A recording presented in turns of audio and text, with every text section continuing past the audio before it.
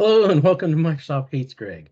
My name is Greg Deckler, and I got a doozy of a video for you today. We're going to be getting into some really cool stuff here, and this is a follow-up to my last video where it's kind of the idea was a poor man's premium, right? Where you could build a semantic model that allowed you to work with more than 1 GB of data, which is the limit for a semantic model in the Power BI Pro. In order to exceed that, you got to get into premium, PPU, that sort of stuff.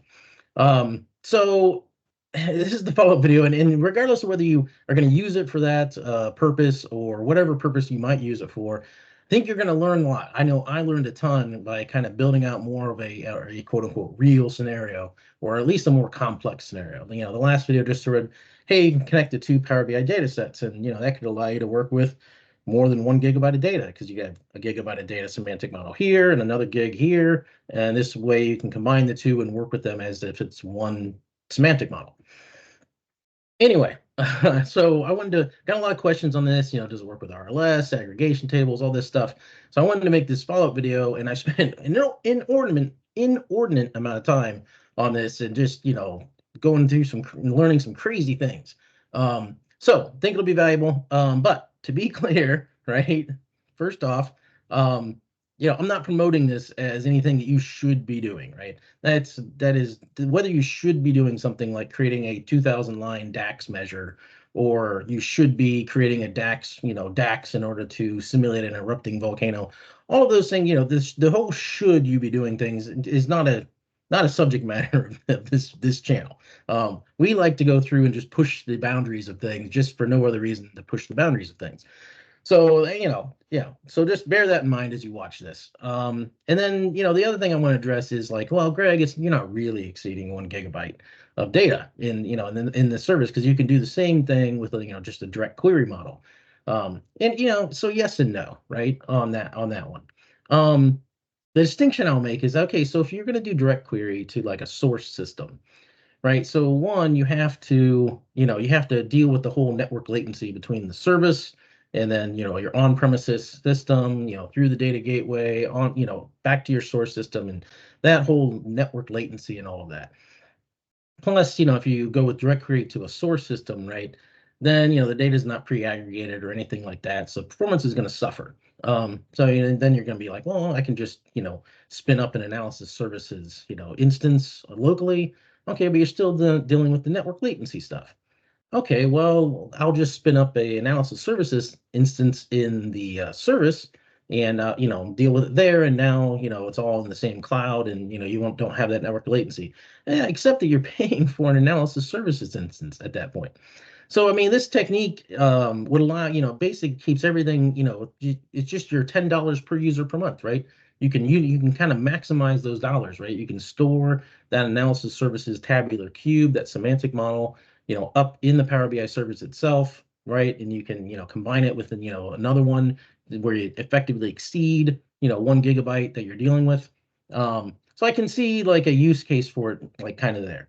So it maximizes your dollars, and in theory is going to be the fastest thing, going, versus like direct query to source systems, or even direct query out to analysis services running up in the cloud. And definitely going to be less expensive than either of those options. So so let's get into the other area that I think that this could serve a use case for is kind of a simpler way to implement, incremental refresh. So, when you implement incremental refresh, right, it causes all kinds of issues. You're basically locked in at that point to using the ALM toolkit to make changes to your semantic model, right? You can't like download the PBAX, you destroy your petitions, all that stuff, right? So, in theory, right, you could have, hey, here's my semantic model, all my historical data, and I never set that to refresh. And then I have over here is my other semantic model, and it's only refreshing stuff, from the cutoff point of my historical data until today. And so those refreshes should be a lot faster, right, than trying to refresh the entire, history of all the data. All right, so with that out of the way, let's get into this. So you've been staring at my screen, right? So this is the data model that I built, where I built it, quote unquote, the correct way, what I felt how it should be built, according to everything I know about Power BI. And we'll get into why that's not necessarily the case as we go through this. But as you can see here, I've got, so these are all fact tables. So what I did was I took the AdventureWorks fact sales table and I created 5 semantic models, right? Which segmented the fact sales table by year, right? So it's basically, same query, just, here's all the 2010 stuff, here's all the 2011 stuff, 2012, 2013, 2014, publish all of those up to the service, which you can see right here, right? So here's my semantic models I published up to the service. Right? These are just blank reports. They just contain, the data for fact sales. Okay, so that was the first step. And then, you kind of saw in the last video how I connected to the first one. It connects live. You switch the storage mode to direct query, which adds, a local model. So now you're running a composite model. And so then you can just add your rest of your stuff. And then, it color codes them all nicely and everything for us. Okay, so the next step that I wanted, you bring in your dimensions, right? And originally I brought these in as import, which I'll get to as we go through this video. But then the import doesn't allow you to switch those to dual mode, which I felt was the right way to do it. Dimension tables, when you have import mode tables and direct query tables, your dimension tables, really should be set to dual mode. But you can't convert an import mode, table to dual mode. You have to bring it in as direct query, and then you can switch it to dual mode. So I had to switch these up so that these were all then bringing in as direct query. Then I could go here to advanced, and I could switch their storage modes dual. Okay, so that was next step. Then the other step, I wanted to play around with aggregation tables. And so I brought the aggregation tables in, and these are just, again, I had brought in one for each year, okay? And they have the order date key, everything's order date key as far as this model is concerned. This has customer key, order date key, and I'm summing up my sales and my tax. And I can relate that back to my date key here, my date table, my dim date table, and same thing, my date key is related to the order date key in each of these fact tables. Right, so this is the model right now. Then I have my calculations group over here. Or this is my table just for my calculations, which is pretty simple. I just have one. And this is my sum of sales where I'm summing internet sales 2010, 2011, 2012, 2013, 2014, add them together, right? So this is the model. So then I can create a, this kind of, and it does, it works as far as like, I'm going to bring in my year from my dim date or my month from my dim date. And I don't have my month sort column created, but I have it in the model, but I didn't do that. It doesn't really matter.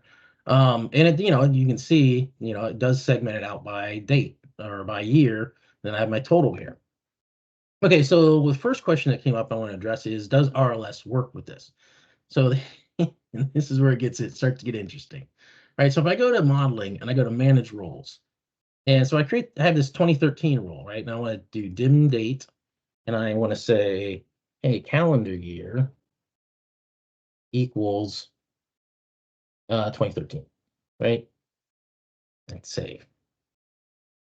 So I get this. An RLS expression filters this aggregation table, aggregation fact internet sales 2010, but not the detailed table, fact internet sales 2010, which is not allowed, which is interesting. And of course, then it just closes and whatever. Because this is going here, and I don't know if this is because this is a weak relationship that it doesn't like it, quote unquote, even though obviously the filtering works because we've proven that here, that yes, dim date really is filtering fact internet sales 10 and 11 and 12 and 13 and 14. So I'm not really sure why we're getting that kind of a problem, right? But here's the interesting thing about that. So now, okay, so I'm like, okay, what if I get rid of the aggregation tables? Let me bring up number 3. So this one is kind of the wrong way to do it. I would think, right? Where I have these are import mode tables, and then these are my direct query tables. I still have weak relationships, right? But in this case, I can go back here, I have the same graphics, everything still works. In this case, I have my manage role and dim date, and I've got my calendar year equal 2013. It allows me to save it, and I can actually use it, right? If I switch, come on, Power BI, to 2013, hit OK here, give it a minute, not a full minute.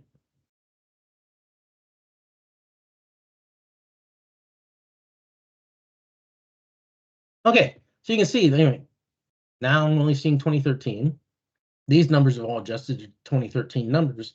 The interesting thing, though, is the total's wrong. Another instance where the total was wrong.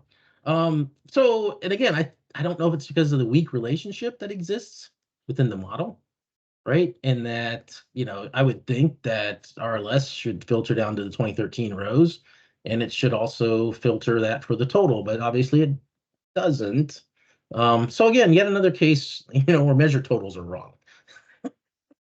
Uh, Not that I have anything to say about that topic.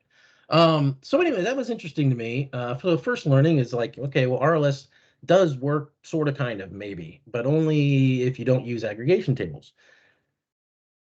Craziness. The other thing that I found interesting about this is I did some testing on this in terms of, I wanted to prove that the aggregation tables were doing something, right? So if I hit start recording, I refresh the visuals. Oh, I love this, right? This happens to me all the time. So where the performance analyzer pane just like totally flakes out. Let's stop viewing as this. Get back here, start recording. You basically, if you close the performance analyzer pane, then reopen it, then suddenly it has a brain again and starts working. Okay, so you can see here, the vast majority of the query is the direct query, 553 seconds. I can refresh this, and all of that stuff happens. I'm getting a call over here, which I'm going to hang up on. I don't know who's calling me on that. All right, so back to this. All right, so this is in the wrong one, right? Where it's okay. So the one with using aggregation tables, one would think would be faster, right? Power BI, here we go, 2. All right, let's bring up the performance analyzer pane. These people are persistent. Okay, performance analyzer pane. Start recording. Refresh the visuals. Obviously not faster. 7 seconds, right? The other one was substance. Now, if I do it again, should be a little bit faster, but still 2 seconds, right? And it kind of hangs out in that kind of area.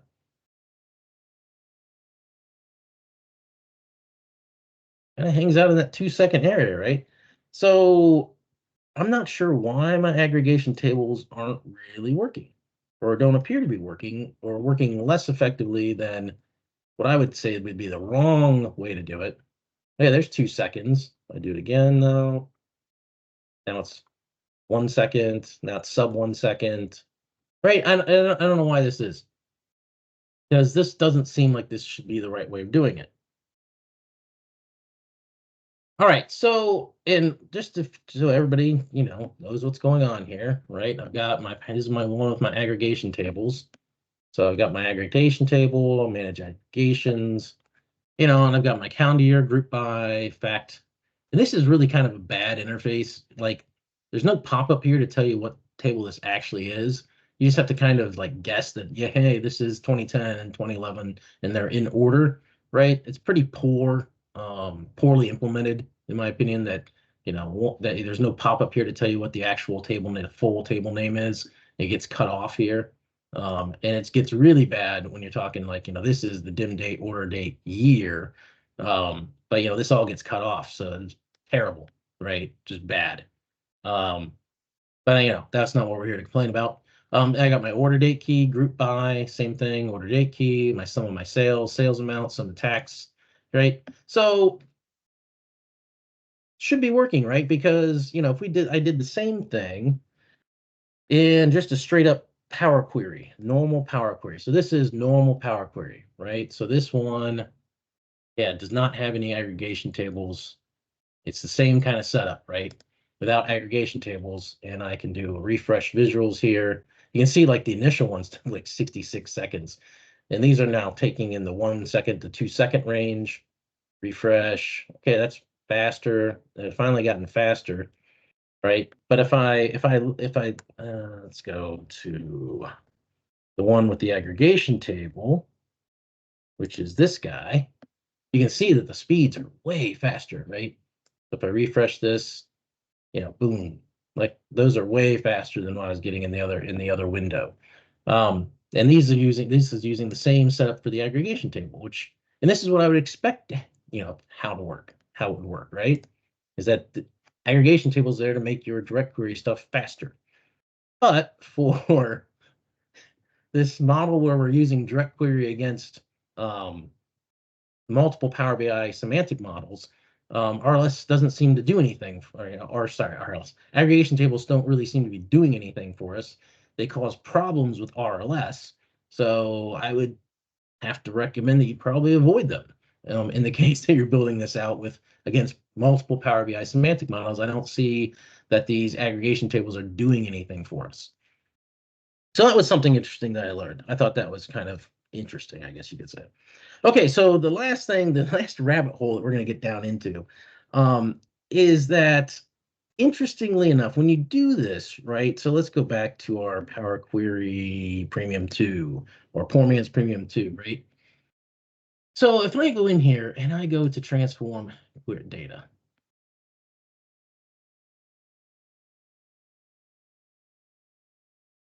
so you can see I got my aggregation table queries, right? I've got my dimension table queries, but my fact table queries are nowhere to be found. And that's not normal, right?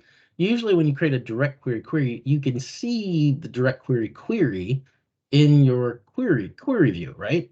And just to, prove that out in case somebody's like doubting me on this, right? I've got transform.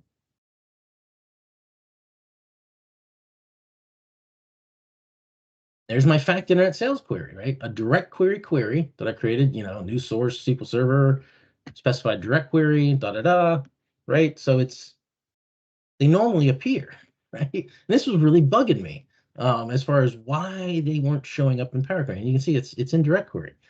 So normally they show up, right? But in this case, it wasn't. So I started doing some playing around with this, and my original one, what I did was I came in, I blasted my fact table, my fact internet sales 2010 table, right? So I just deleted it, but that causes all kinds of misery. If I hit apply changes, whoa, so it tries to, and you can see it's fact direct query to A, so the query's still there, right? But you get this problem. Unable to load query that produces no table because I deleted the table from the model. So it's like, okay, well, I just need to delete the direct query, query, except that you can't because it doesn't exist. Um, right? It doesn't exist in here anywhere, right? And the crazy part is it does exist, right? So here I'm just doing query one, section one. So I'm just returning section one. So you can see there's the queries. They exist. They just don't show up anywhere in the interface. And I don't know any way to make them show up so I could actually delete the stupid query. So problem. But then this got me going down another rabbit hole, right? Well, what if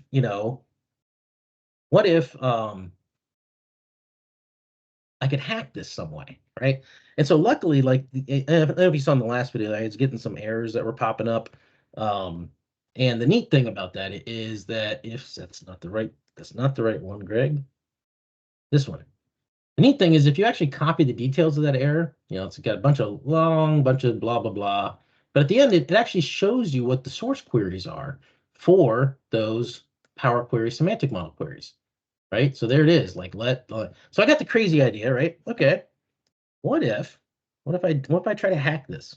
And let's see, do I have it up here anywhere as a hackable thing? I'll just create a new one. Yeah, I'll just create a new one, and I'll demonstrate what I tried to do as a hack. So what we do?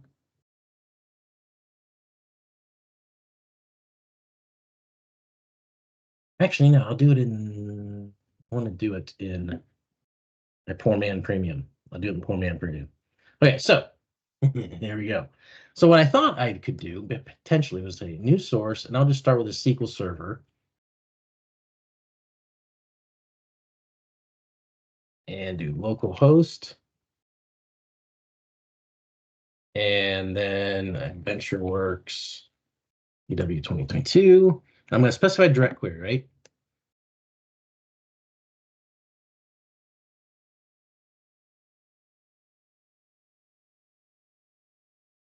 Thinking about it. And we're just going to pick some random table when this thing loads, because we're just going to replace it with the code from the actual query, which I'm going to hurry up and copy. Right, so we'll say copy this guy there. Oh, why is this taking so long? Like the Jeopardy theme song playing for Final Jeopardy. Do do do.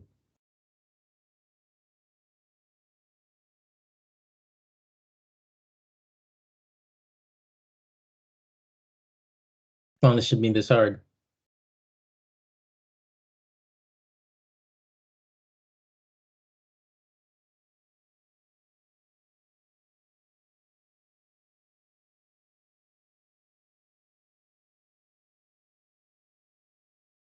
What is going on here, man?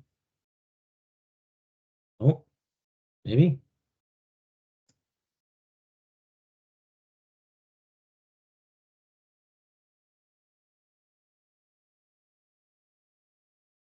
Hey, it's really having problems today. You wouldn't think it would. Well, should I about ready to cut and run here? Get a new file. Let's go through this from scratch. That's obviously miserable.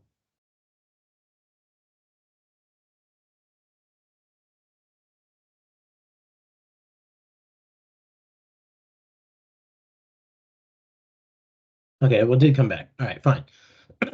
Okay, now I'm launching another one. Yeah, see, I get impatient, and then we get. Let's just pick any random table.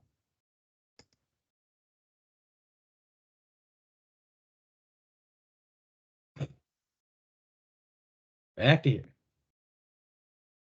Nope. There's dim account. All right, so we're gonna go to advanced editor.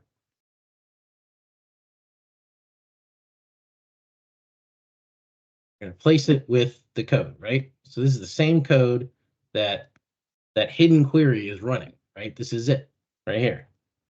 So if I click OK here, I'm going to get an error that doesn't support Windows authentication. I should get an error that doesn't support Windows authentication. There it is. Oh, okay. So I skipped all the way past it because I already had it. Anyway, then when I try to do this from a new file, it said it didn't support Windows auth, so then I had to go and change my data source to be OAuth, right, and log in. But look at this. This is user does not have permission to call the discover method. So I can actually like click on the source step. I get here's what I would expect. Get to the cubes, right? And I'm trying to expand this value right here, right? So say, hey, give me what's here. Say continue. Doesn't have permission to call discover method, right? It's the same code, just change the step from cube to model. That's all it did. But it doesn't allow me to do it. Now again, obviously, I have permissions to do what it's saying I don't have permissions to do because this is working, right? This works. But if I try to do it in, here, and we can even paste in, again, we'll go back to the original.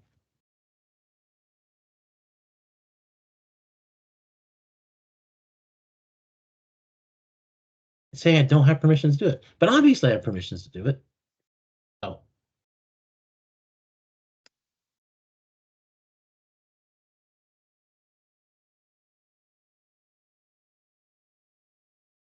because I didn't change that. Always gets me. I don't have permission, but obviously I do have permissions to do it. So there's some kind of shenanigans going on. Microsoft's doing some kind, I call shenanigans, right? Microsoft's doing some kind of shenanigans where they're allowing this hidden query, which is the exact same code as what I just pasted into this query, right? They're allowing that to work and allowing me to do it in saying I have permissions to do it. But in this case, it's saying I don't have permissions to do it, even though it's the exact same code. So that one just blows my mind. And if anybody has an explanation for why that is, I would love to hear it. But anyway, there you go. That's all I had for this video. It's probably way too long. But anyway, interesting stuff as far, I find it interesting. Maybe you did too. Hope you did. Hope you enjoyed it. And I'll see you next time.